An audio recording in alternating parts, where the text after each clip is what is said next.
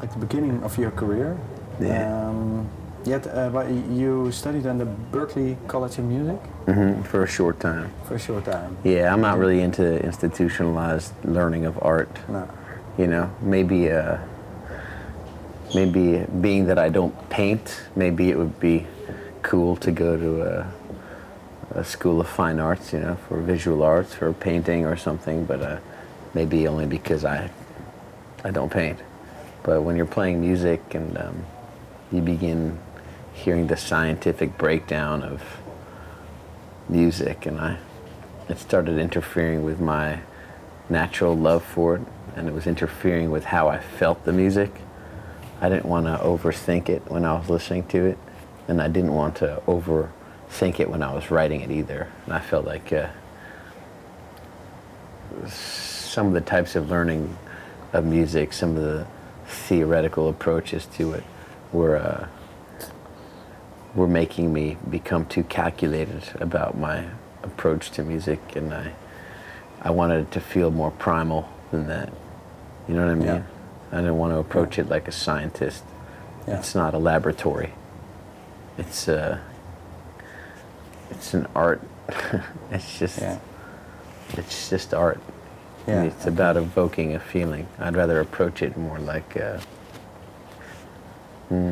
Van Gogh. You know, it's more about the emotional aspect of the music versus the scientific breakdown of the music, and I felt like the institution was making it feel scientific.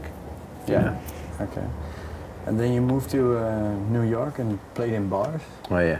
There's, I always think there's this romantic idea about, you know, Bob Dylan did it. Yeah. What's the downside of it? Is it really that cool? I like it. I still do it. Okay. There are elements of it that are romantic, but there are also elements of a starvation strike that are romantic too, but I don't want to do that. So there but because there are maybe friends of yours or that you made it more or less in music, but the people who didn't, maybe.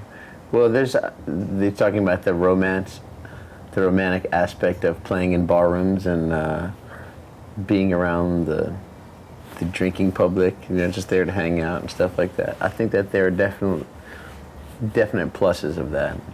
The downside of it is it's hard to make a living. You know, you spend a lot of time poor and really just, you know, you have a really hard time coming up with rent money and food money and that stuff. And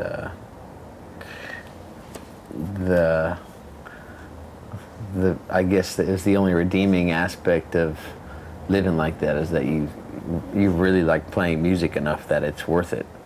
Living poor like that, you just, as long as you can just scrape by enough, you know, to come up with enough money for your rent and enough money to eat, then you're happy because you're around other musicians and you have people around you who are of the same interests. You know what I mean?